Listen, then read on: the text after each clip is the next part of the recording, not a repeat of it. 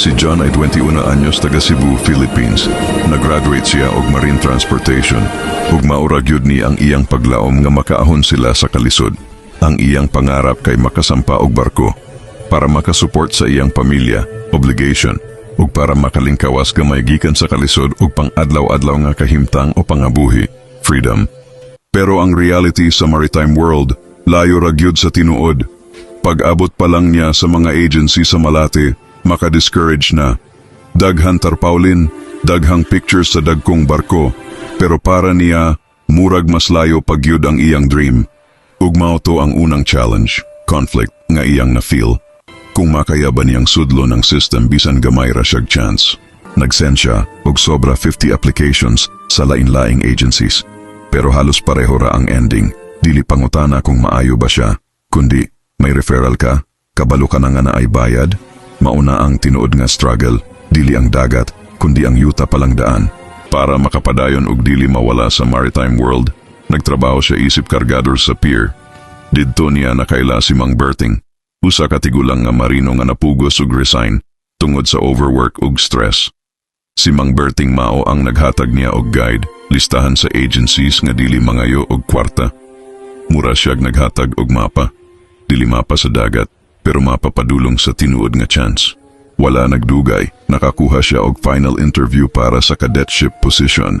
Smooth tanan technical test, kabalo, siya tanan og complete requirements siya, pero sa ulahi, gitagaan siya og offer. 80,000 training og guaranteed deployment. Kabalo siya nga skamra na. Ang 80,000 pesos kay katumbas na sa gamay nilang yuta. Dako kaayong biktima kung mohawa siya sa iyang matinudanon o integrity. Nibalik siya sa balay, naghuna-huna. Pero sa katapusan, iyang giingon sa interviewer, kung dili ko nimo madawat tungod kay wala ko'y kwarta, ug way ikapalit og slot, pwede ko maghulat, ug mauto. Pildi siya sa slot, pero daog siya sa dignidad. Dugay-dugay, while nagkarga siya og sako sa pier, nakadawat siya og tawag gikan sa agency. Dili ang interviewer, kundi ang HR manager mismo. Nakita nila ang evaluation niya ug nakaabot sa ila ang rason ngano wala siya ni yes atong pag-offer og 80K. Girespeto nila ang iyang pagkatawo og desisyon ug ilang gi-offer ang position nga cadetship, walay bayad, walay backer, walay shortcut. Human sa pila ka bulan nga iyang naagyan nga struggle gikan pa sa agencies ug sa pier, nakasampa na gyud siya sa barko. Laing-laing kalibutan ang iyang na-feel.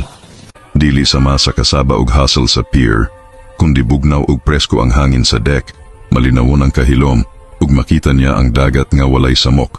Nakita niya ang mga crew nagbuhat sa ilang duties, ug sa unang higayon, nakasabot siya sa kahimtang sa deck, ug sa responsibility nga dala sa pagka-apprentice seaman. Sa unang higayon sa iyang kinabuhi, mura siyag nakaginawa og lawom, walay kahadlok. Mauna ang story ni John. Ang usa ka seafarer nga nakig-away sa tinuod nga kinabuhi, dili tungod sa bagyo sa dagat, kundi tungod sa bagyo sa sistema. Pero tungod sa iyang kusog, pagsalig, integridad, pagtuo sa tarong mga dalan, ug pagsalig sa kahitasan mauray, nakapasampa kaniya.